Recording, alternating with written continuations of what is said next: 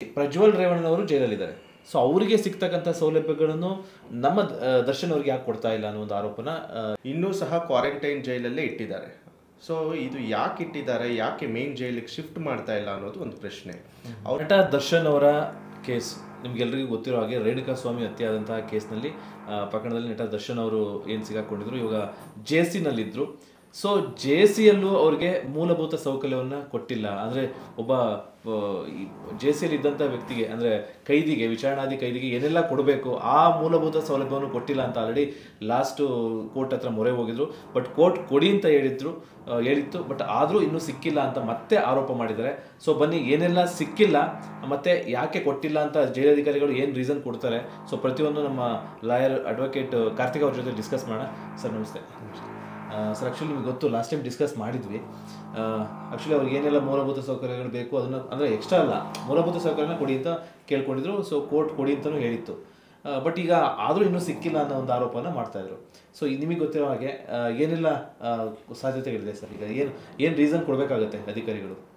Reason ಅಂದರೆ ಅವ್ರನ್ನ first ಈಗ ಕ್ವಾರಂಟೈನ್ ಜೈಲಲ್ಲೇ ಇನ್ನೂ ಇಟ್ಟಿದ್ದಾರೆ. ಈಗ 1.5-2 ತಿಂಗಳು ಆಗ್ತಾ ಇದೆ ಅವ್ರು ಅರೆಸ್ಟ್ ಆಗಿ ತಿರ್ಗಾ. ಸೊ ಕ್ವಾರಂಟೈನ್ ಜೈಲಲ್ಲಿ ಯಾಕೆ ಇಡ್ತಾರೆ ಅಂತ ಹೇಳಿದ್ರೆ, ಈಗ ಮೇನ್ ಜೈಲಲ್ಲಿ ಒಂದು 5,000-5,500 ಸಾವಿರ ಜನ ಪ್ರಿಸನರ್ಸ್ ಇರ್ತಾರೆ. ಸೊ ಅವರಿಗೆ ಯಾವುದೇ ರೀತಿ ಒಂದು ಅಫೆಕ್ಟ್ ಆಗಬಾರ್ದು ಮೆಡಿಕಲಿ ಅಂತ ಹೇಳ್ಬಿಟ್ಟು ಇಲ್ಲಿ ಒಂದು ಅರೆಸ್ಟ್ ಆಗಿದ ತಕ್ಷಣ ಮ್ಯಾಜಿಸ್ಟ್ರೇಟ್ ರಿಮ್ಯಾಂಡ್ ಮಾಡ್ತಾರೆ. ಮ್ಯಾಜಿಸ್ಟ್ರೇಟ್ ಕಸ್ಟಡಿಯಲ್ಲಿ ಈಗ ಜುಡಿಷಿಯಲ್ ಕಸ್ಟಡಿಗೆ ಹೋಗ್ತಾರೆ. ಅಲ್ಲಿ 2 ವಿಧವಾದ ಜೈಲಿರುತ್ತೆ. ಒಂದು ಕ್ವಾರಂಟೈನ್ ಜೈಲು, ಇನ್ನೊಂದು ಮೇನ್ ಜೈಲು. ಫಸ್ಟ್ ಕ್ವಾರಂಟೈನ್ ಜೈಲಲ್ಲಿ ಒಂದು 15-20 ದಿನಗಳ ಕಾಲ ಇರ್ತಾರೆ. ಏನಾದರೂ ಸ್ವಲ್ಪ ಸೀರಿಯಸ್ ಮೆಡಿಕಲ್ ಇಶ್ಯೂಸ್ ಇದ್ದರೆ 1 ತಿಂಗಳು ಇಡ್ಬೋದು. ಸೊ ಅಲ್ಲಿ ಇಟ್ಬಿಟ್ಟು ಮೆಡಿಕಲ್ ಮಾಡ್ತಾ ಇರ್ತಾರೆ. ಅಲ್ಲಿ ಒಂದು ಮೆಡಿಕಲ್ ಡಾಕ್ಟರ್ಸ್ ಬರೋದಾಗಲಿ ಚೆಕ್ ಮಾಡೋದಾಗಲಿ ಮಾಡ್ತಾ ಇರ್ತಾರೆ. ಅದಾದ ನಂತರ ಅವರು ಪೂರ್ಣ ಪ್ರಮಾಣವಾಗಿ ಯಾವುದೇ ರೀತಿ ಅವ್ರಿಗೇನು ಪ್ರಾಬ್ಲಮ್ ಇಲ್ಲ ಅಂತ ಗೊತ್ತಾದ ಮೇಲೆ ಆಮೇಲೆ ಮೇನ್ ಜೈಲಿಗೆ ಶಿಫ್ಟ್ ಮಾಡ್ತಾರೆ. ಸೊ ಈ ಒಂದು ಕೇಸಲ್ಲಿ, ನಮ್ಮ ದರ್ಶನ್ ಕೇಸಲ್ಲಿ ಏನಾಗಿದೆ, 1.5-2 ತಿಂಗಳು ಆಗ್ತಾ ಇದೆ. ಹೌದೌದು, ಅರೆಸ್ಟ್ ಆಗಿ 1.5-2 ತಿಂಗಳು ಆಗ್ತಾ ಇದೆ. ಇನ್ನೂ ಸಹ ಕ್ವಾರಂಟೈನ್ ಜೈಲಲ್ಲೇ ಇಟ್ಟಿದ್ದಾರೆ. ಸೊ ಇದು ಯಾಕೆ ಇಟ್ಟಿದ್ದಾರೆ, ಯಾಕೆ ಮೇನ್ ಜೈಲಿಗೆ ಶಿಫ್ಟ್ ಮಾಡ್ತಾ ಇಲ್ಲ ಅನ್ನೋದು ಒಂದು ಪ್ರಶ್ನೆ.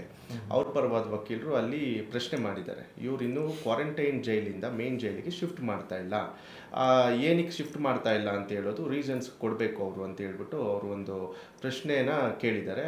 ಕೋರ್ಟು ಅದೇ ಪ್ರಶ್ನೆನ ಅವ್ರಿಗೆ ಎಕ್ಸ್ಪ್ಲನೇಷನ್ ಕೊಡಿ, ಯಾಕೆ ಇನ್ನೂ ಶಿಫ್ಟ್ ಮಾಡಿಲ್ಲ ನೀವು ಮೇನ್ ಜೈಲಿಗೆ ಅಂತ ಹೇಳ್ಬಿಟ್ಟು ಕೋರ್ಟು ಸಹ ಒಂದು ಪ್ರಶ್ನೆಯನ್ನು ಕೇಳಿದೆ. ಸೊ ಈಗ ನೆಕ್ಸ್ಟು ಕಮ್ಮಿಂಗ್ ಡೇಸಲ್ಲಿ ಅವರು ಎಕ್ಸ್ಪ್ಲನೇಷನ್ ಕೊಡಬೇಕಾಗಿ ಬರುತ್ತೆ, ಯಾಕೆ ಅವರಿನ್ನೂ ಮೇನ್ ಜೈಲಿಗೆ ಶಿಫ್ಟ್ ಮಾಡಿಲ್ಲ ಅಂತ ಹೇಳೋದು. ಅದು ಒಂದು. ಸರ್, ಇವಾಗ ಕ್ವಾರಂಟೈನ್ ಜೈಲಲ್ಲಿ ಇಡಬೇಕು ಒಂದು 15 ದಿನ ಅಂತ ಹೇಳಿದ್ರಿ. ಆ್ಯಕ್ಚುಲಿ ನೀವು ಹೇಳಿದಾಗೆ ಹೊರಗಡೆಯಿಂದ ಬಂದಿರ್ತಾರೆ. ಸೊ ಹಾಗಾಗಿ ಬೇರೆಯವ್ರಿಗೆ ರೋಗ ಆಗ್ಬೋದು ಅಥವಾ ಏನೋ ಒಂದು ಇದಾಗಬಾರ್ದು. ಒಂದು ವೇಳೆ ಅದನ್ನು ಮೀರಿ ಒಂದು 15-20 ದಿನ ಇಡಬೇಕು, ಓಕೆ, ಅದನ್ನು ಮೀರಿ ಇಟ್ಟಾಗ ಇವರು ಸರಿಯಾದ ಎಕ್ಸ್ಪ್ಲನೇಷನ್ ಇದ್ದರೆ ಮಾತ್ರ ಇಡ್ಬೋದಾ ಅಥವಾ ಇಡಲೇಬಾರ್ದಾ? ಅದು ಕಾನೂನು ಮುಖಾಂತರ? ಇಲ್ಲ, ಕಾನೂನಿನ ಪ್ರಕಾರ 15-20 ದಿನಗಳ ಕಾಲ ಅಲ್ಲಿ ಇರ್ತಾರೆ. ಅದಾದ ನಂತರ ಮೇನ್ ಜೈಲಿಗೆ ಶಿಫ್ಟ್ ಮಾಡ್ತಾರೆ. ಸೊ ಇನ್ನು ಯಾಕೆ ಶಿಫ್ಟ್ ಮಾಡಿಲ್ಲ ಅನ್ನೋದು ಅದೊಂದು ಪ್ರಶ್ನೆ ಆಗುತ್ತೆ. ಅದು ಕ್ಲೀನಾಗಿ ಎಕ್ಸ್ಪ್ಲನೇಷನ್ ಇರಬೇಕು, ಯಾತಕ್ಕೆ ಶಿಫ್ಟ್ ಮಾಡಿಲ್ಲ, ಏನು ರೀಸನ್ಸು ಅನ್ನೋದು ಕ್ಲೀನಾಗಿ ಎಕ್ಸ್ಪ್ಲನೇಷನ್ನು ಇವಾಗ ಕೋರ್ಟಿಗೆ ಮಾಡಬೇಕಾಗಿ ಬರುತ್ತೆ. ಯಾಕಂದರೆ ಸುಪ್ರೀಂ ಕೋರ್ಟೇ ಇವ್ರದ್ದು ಬೇಲ್ ರಿಜೆಕ್ಟ್ ಮಾಡಬೇಕಾದ್ರೆ ಕ್ಲಿಯರಾಗಿ ಹೇಳಿದೆ, ಇವರಿಗೆ ಯಾವುದೇ ಒಂದು ಎಕ್ಸ್ಟ್ರಾ ಸೌಕರ್ಯಗಳನ್ನು ಕೊಡಬಾರ್ದು ಅಂತ. ಬಟ್ ಇವರು ಅರೆಸ್ಟ್ ಮಾಡಿದ ದಿನದಿಂದಲೂ ಇವರು ಪೊಲೀಸ್ನವ್ರು ಯಾವತ್ತು ಅರೆಸ್ಟ್ ಮಾಡಿದ್ರು ಅವತ್ತೇ ಆ ಒಂದು ಸ್ಟೇಷನ್ಗೆ ಪೆಂಡಲೆಲ್ಲ ಹಾಕೋದು, ಮತ್ತೆ ಬಿರಿಯಾನಿ ಕೊಡೋದು ಎಲ್ಲ ಕ್ಯಾಪ್ಚರ್ ಆಗಿದೆ. ಇವರೇ ಬಿರಿಯಾನಿ ಕೊಟ್ಟಿದ್ದಾರೆ. ಫಸ್ಟ್ ಸ್ಟಾರ್ಟಿಂಗಲ್ಲಿ ಇವರೇ ಬಿರಿಯಾನಿ ಕೊಟ್ಟಿದ್ದಾರೆ, ಎಲ್ಲವನ್ನು ಕೊಟ್ಟಿದ್ದಾರೆ. ಸೊ ಈಗಾದಾಗ ಈಗ ದರ್ಶನ್ ಮೇಲೆ ಎಲ್ಲ ಎತ್ತಾಗ್ತಾರೆ ತಿರ್ಗಾ ವಾಪಸ್ಸು. ಇವರಿಗೆ ಬಿರಿಯಾನಿ ಕೊಡಕ್ಕೆ ಯಾರು ಹೇಳಿದ್ದು? ಈಗ ಫಸ್ಟು ಅನ್ನಪೂರ್ಣೇಶ್ವರಿ ನಗರ ಪೊಲೀಸ್ ಸ್ಟೇಷನಲ್ಲಿ ಅರೆಸ್ಟ್ ಮಾಡಿದಾಗ ಬಿರಿಯಾನಿ ಕೊಟ್ಟಿರೋದೆಲ್ಲ ಕ್ಯಾಪ್ಚರ್ ಆಗಿದೆ. ಓಕೆ. ಸೊ ಅಲ್ಲೊಂದು ಪೆಂಡಾಲೆಲ್ಲ ಹಾಕಿದ್ದಾರೆ. ನಾರ್ಮಲ್ ಸ್ಟೇಷನ್ನಲ್ಲಿ ಹೆಂಗಿರಬೇಕು ಹಂಗಿರಬೇಕು, ಯಾರನ್ನೇ ಅರೆಸ್ಟ್ ಮಾಡಲಿ. ಸೊ ಅಲ್ಲಿ ಎಕ್ಸ್ಟ್ರಾ ಒಂದು ಸೌಕರ್ಯಗಳು ಯಾರು ಕೊಟ್ಟಿದ್ದು, ಯಾರು ಕೊಡೋಕ್ಕೆ ಸ್ಟಾರ್ಟ್ ಮಾಡಿದ್ದು? ಸ್ಟೇಷನಿಂದಲೇ ಪೊಲೀಸ್ನವರೇ ಫಸ್ಟು ಸ್ಟಾರ್ಟ್ ಮಾಡಿದ್ದಾರೆ. ಅದಾದ ನಂತರ ಜಸ್ಟ್ ಕಂಟಿನ್ಯೂಯೇಷನ್ ಆಗಿ ಜೈಲಲ್ಲೂ ಅದು ಮುಂದುವರೆದಿದೆ ಅಷ್ಟೇ. ಸೊ ಈಗ ಎಕ್ಸ್ಪ್ಲನೇಷನ್ಗೆ ಕೋರ್ಟು ಕೇಳಿದೆ, ಯಾಕೆ ಅವ್ರನ್ನ ಇನ್ನೂ ಕ್ವಾರಂಟೈನ್ ಜೈಲಿಂದ ಯಾಕೆ ಮೇನ್ ಜೈಲಿಗೆ ಶಿಫ್ಟ್ ಮಾಡಿಲ್ಲ, ಅದು ಒಂದು ಎಕ್ಸ್ಪ್ಲನೇಷನು. ಮತ್ತು ಅವ್ರ ಪರವಾದ ವಕೀಲರು ಇನ್ನೊಂದು ಅಲಿಗೇಷನನ್ನು ಮಾಡಿದ್ದಾರೆ. ಅವರು ಈ ಕೋರ್ಟ್ ಆರ್ಡ್ರ್ ಮಾಡಿದರೂ ಸಹ ನಮಗೆ ದಿಂಬು ಮತ್ತು ಬೆಡ್ಶೀಟು ಕೊಡಬೇಕು ಅಂತ ಆರ್ಡ್ರ್ ಮಾಡಿದರೂ ಸಹ ಇನ್ನೂ ಅವರು ಜೈಲ್ ಅಥಾರಿಟೀಸು ನಮಗೆ ಏನು ಮೂಲಭೂತ ಸೌಕರ್ಯಗಳು ಕೊಡ್ತಾ ಇಲ್ಲ ಅಂತ ಹೇಳ್ಬಿಟ್ಟು ಅವರು ಇನ್ನೊಂದು ಅಲಿಗೇಷನನ್ನು ಮಾಡಿದ್ದಾರೆ. ಅದಕ್ಕೂ ಸಹ ಎಕ್ಸ್ಪ್ಲನೇಷನ್ನು ಮಾನ್ಯ ಕೋರ್ಟು ಕೇಳಿದೆ. ಈಗ ಬರೋ ದಿನಗಳಲ್ಲಿ ಯಾರಲ್ಲಿ ಚೀಫ್ ಇದ್ದಾರೆ, ಚೀಫ್ ಸೂಪರ್ಡೆಂಟು, ಅವ್ರು ಬಂದು ಕೋರ್ಟಿನ ಮುಂದೆ ಹಾಜರಾಗಿ ಒಂದು ಎಕ್ಸ್ಪ್ಲನೇಷನನ್ನು ಕೊಡಬೇಕಾಗತ್ತೆ. ಯಾಕೆ ಕೋರ್ಟ್ನ ಆರ್ಡರ್ನ ಕಂಪ್ಲೈ ಮಾಡಿಲ್ಲ, ಏನು ರೀಸನ್ ಕಂಪ್ಲೈ ಮಾಡದೇ ಇರೋದಕ್ಕೆ ಅಂತೇಳಿ. ಆ ರೀಸನ್ನು ಕೋರ್ಟ್ಗೆ ಒಪ್ಪಿಗೆ ಆಗಬೇಕು. ಇನ್ ಕೇಸ್ ಏನಾದರೂ ಕೋರ್ಟ್ಗೆ ಒಪ್ಪಿಗೆ ಆಗಿಲ್ಲ ಅಂತ ಹೇಳಿದ್ರೆ ಕಂಟೆಂಪ್ಟ್ ಆಫ್ ಕೋರ್ಟ್ ಅಡಿಯಲ್ಲಿ ಅವ್ರಿಗೆ ಪನಿಷ್ಮೆಂಟ್ ಕೊಡುವಂಥ ಸಾಧ್ಯತೆಯೂ ಇದೆ. ಅದಾದ ನಂತರ ಅವ್ರನ್ನ ಸಸ್ಪೆಂಡ್ ಮಾಡುವಂಥ ಸಾಧ್ಯತೆಯೂ ಇದೆ. ಸರ್, ಈಗ ಲಾಸ್ಟ್ ಕೋರ್ಟು ಆದೇಶ ಕೊಟ್ಟಿತ್ತು, ಅಂದರೆ ಕೆಲವೊಂದು ಮೂಲಭೂತ ಸೌಕರ್ಯಗಳು ಏನು ಬೇಕೋ ಅದನ್ನು ದರ್ಶನ್ ಅವರಿಗೆ ಕೊಡಿ, ಅಂದರೆ ಬೇಸಿಕ್ ಜೈಲ್ ಮ್ಯಾನ್ಯಲ್ಲಿ ಏನೆಲ್ಲ ಇರುತ್ತೆ ಅದನ್ನು ಮಾತ್ರ ಕೊಡಿ ಅಂತ ಹೇಳಿತ್ತು. ಆದರೂ ಇನ್ನೂ ಸಿಕ್ಕಿಲ್ಲ ಅನ್ನೋ ಒಂದು ಆರೋಪ ಮಾಡಿದರು. ಅದ್ರ ಜೊತೆಗೆ ಇದೇ ರೀತಿ ಪ್ರಜ್ವಲ್ ರೇವಣ್ಣನವರು ಜೈಲಲ್ಲಿದ್ದಾರೆ. ಸೊ ಅವರಿಗೆ ಸಿಗ್ತಕ್ಕಂಥ ಸೌಲಭ್ಯಗಳನ್ನು ನಮ್ಮ ದರ್ಶನ್ ಅವ್ರಿಗೆ ಯಾಕೆ ಕೊಡ್ತಾ ಇಲ್ಲ ಅನ್ನೋ ಒಂದು ಆರೋಪನ ದರ್ಶನ್ ಪರ ವಕೀಲರು ಮಾಡಿದರು. ಅಂದರೆ ಅವ್ರಿಗೆ ಮನೆ ಊಟ ಸಿಗ್ತಾ ಇದೆ, ಕೆಲವೊಂದಿಷ್ಟು ಹಾಸಿಗೆ ದಿಂಬುಗಳು ಸಿಗ್ತಾ ಇದೆ, ಅಂದರೆ ಅವ್ರಿಗೆ ಏನೆಲ್ಲ ಸಿಗ್ತಾ ಇದೆ. ಸೊ ಆ ಸೌಲಭ್ಯ ದರ್ಶನ್ಗೆ ಯಾಕೆ ಕೊಡ್ತಾ ಇಲ್ಲ, ಯಾಕೆ ತಾರತಮ್ಯ ಮಾಡ್ತಾ ಇದ್ದೀರಾ? ಸೊ ಅವ್ರಿಗೊಂದು ರೀತಿ ನ್ಯಾಯ, ನಮಗೊಂದು ರೀತಿ ನ್ಯಾಯ ಯಾಕೆ ಮಾಡ್ತಾ ಇದ್ದೀರಾ? ಸೊ ಈ ರೀತಿ ಅಲಿಗೇಷನ್ನ ದರ್ಶನ್ ಪರ ವಕೀಲರು ಮಾಡಿದರು.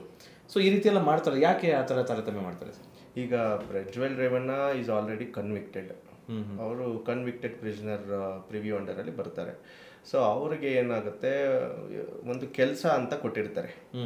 ಇವರು ಅಂಡರ್ ಟ್ರಯಲ್ ಪ್ರಿಸನರು. ಇವ್ರಿಗೆ ಯಾವುದೇ ರೀತಿ ಕೆಲಸ ಏನೂ ಇಲ್ಲ. ಇವ್ರು ಜಸ್ಟ್ ಟ್ರಯಲ್ ಯಾವಾಗ ಡೇಟ್ ಬರುತ್ತೆ ಆ ಡೇಟ್ಗೆ ಅಟೆಂಡ್ ಮಾಡೋದು ಮತ್ತು ಅವ್ರನ್ನ ಏನು ಕ್ಲೀನಾಗಿ ಕೇಸ್ ಮುಗಿಸ್ಕೊಂಡು ಆಚೆ ಬರೋದು ಇರುತ್ತೆ. ಅವರು ಆಲ್ರೆಡಿ ಕನ್ವಿಕ್ಷನ್ ಆಗಿರೋದ್ರಿಂದ ಅವ್ರಿಗೆ ಒಂದು ಕೆಲಸ ಅಂತ ಕೊಟ್ಟಿರ್ತಾರೆ, ಮಂತ್ಲಿ ಇಷ್ಟು ಸ್ಯಾಲ್ರಿ ಅಂತ ಕೊಡ್ತಾರೆ. ಸೊ ಅವ್ರು ಓಡಾಡೋಕ್ಕೆಲ್ಲ ಆಚೆ ಬಿಡ್ತಾರೆ ಕನ್ವಿಕ್ಷನ್ ಆಗೋಗಿರೋದ್ರಿಂದ. So this is the difference. ಅವರು ಅಂಡರ್ ಟ್ರಯಲ್ ಪ್ರಿಸನರ್, ಇವರು ಕನ್ವಿಕ್ಟೆಡ್ ಪ್ರಿಸನರ್. ಸೊ ಆದ್ರಿಂದ ಮತ್ತೆ ಇನ್ನೊಂದು ನೀವು ಕೇಳಿದ್ರೆ ಅವ್ರಿಗೆ ಮಾತ್ರ ಮನೆ ಊಟ ಅದು ಇದು ಎಲ್ಲ ಕೊಡ್ತಾ ಇದ್ದಾರೆ ಅಂತ ಹೇಳ್ತಾ ಇದ್ದೀರಾ. ಸೊ ಅದಕ್ಕೆ ಇವ್ರಿಗೂ ಬೇಕಂದ್ರೆ ಅರ್ಜಿನ ಹಾಕೊಬೋದು ಕೊಡೋದಕ್ಕೆ. ಹೈಕೋರ್ಟಲ್ಲಿ ಅರ್ಜಿನ ಹಾಕೊಬೋದು, ಇಲ್ಲಿ ಲೋವರ್ ಕೋರ್ಟಲ್ಲೂ ಅರ್ಜಿನ ಹಾಕೊಬೋದು. ಇನ್ ಕೇಸ್ ಇಲ್ಲಿ ರಿಜೆಕ್ಟ್ ಆದರೆ ಲೋವರ್ ಕೋರ್ಟಲ್ಲಿ ಹೈಕೋರ್ಟ್ಗೆ ಇವರು ಅದನ್ನು ತೊಗೊಂಡೋಗಿ ನಮಗೆ ಬೇಕು ಅಂತ ಚಾಲೆಂಜ್ ಮಾಡ್ಬೋದು. ಅವರು ಅದನ್ನು ಅರ್ಜಿನ ಹಾಕ್ಕೊಂಡು ಅವ್ರಿಗೆ ಏನು ಬೇಕೋ ಮೂಲಭೂತ ಸೌಕರ್ಯಗಳು ಅದನ್ನು ತೊಗೊಂಡಿದ್ದಾರೆ. ಈ ಕೇಸಲ್ಲಿ ಯಾಕೆ ಕೊಡ್ತಾ ಇಲ್ಲ ಅಂತ ನಾವು ನೋಡೋದಾದರೆ, ಈಗಾಗಲೇ ಈ ಕೇಸು ನೋಟೆಡ್ ಆಗಿರೋದ್ರಿಂದ ಎಲ್ಲ ಕಡೆ ಮತ್ತು ರೌಡಿ ಶೀಟರ್ಗಳ ಜೊತೆ ಕೂತ್ಕೊಂಡು ಎಲ್ಲ ಆಲ್ರೆಡಿ ಆ ಫೋಟೋನೆಲ್ಲ ನೋಡಿರ್ಬೋದು. ಅದೆಲ್ಲ ದೊಡ್ಡ ಇಶ್ಯೂ ಆಗಿರೋದ್ರಿಂದ ಸ್ವಲ್ಪ ಸ್ಟ್ರಿಕ್ಟು ಮಾಡಿದ್ದಾರೆ ಅಂತ ನನಗೆ ಅನಿಸ್ತಾ ಇದೆ. ನಿಮ್ಗೆ ಗೊತ್ತು, ಲಾಸ್ಟ್ ಟೈಮ್ ಡಿಸ್ಕಸ್ ಮಾಡಿದ್ವಿ. ಆ್ಯಕ್ಚುಲಿ ಅವ್ರಿಗೆ ಏನೆಲ್ಲ ಮೂಲಭೂತ ಸೌಕರ್ಯಗಳು ಬೇಕು ಅದನ್ನು, ಅಂದರೆ ಎಕ್ಸ್ಟ್ರಾ ಅಲ್ಲ, ಮೂಲಭೂತ ಸೌಕರ್ಯನ ಕೊಡಿ ಅಂತ ಕೇಳ್ಕೊಂಡಿದ್ರು. ಸೊ ಕೋರ್ಟ್ ಕೊಡಿ ಅಂತಲೂ ಹೇಳಿತ್ತು. ಬಟ್ ಈಗ ಆದರೂ ಇನ್ನೂ ಸಿಕ್ಕಿಲ್ಲ ಅನ್ನೋ ಒಂದು ಆರೋಪನ ಮಾಡ್ತಾಯಿದ್ರು. ಸೊ ನಿಮಗೆ ಗೊತ್ತಿರೋ ಹಾಗೆ ಏನೆಲ್ಲ ಸಾಧ್ಯತೆಗಳಿದೆ ಸರ್? ಈಗ ಏನು ರೀಸನ್ ಕೊಡಬೇಕಾಗತ್ತೆ ಅಧಿಕಾರಿಗಳು? ರೀಸನ್ ಅಂದರೆ ಅವ್ರನ್ನ ಫಸ್ಟ್ ಈಗ ಕ್ವಾರಂಟೈನ್ ಜೈಲಲ್ಲೇ ಇನ್ನೂ ಇಟ್ಟಿದ್ದಾರೆ.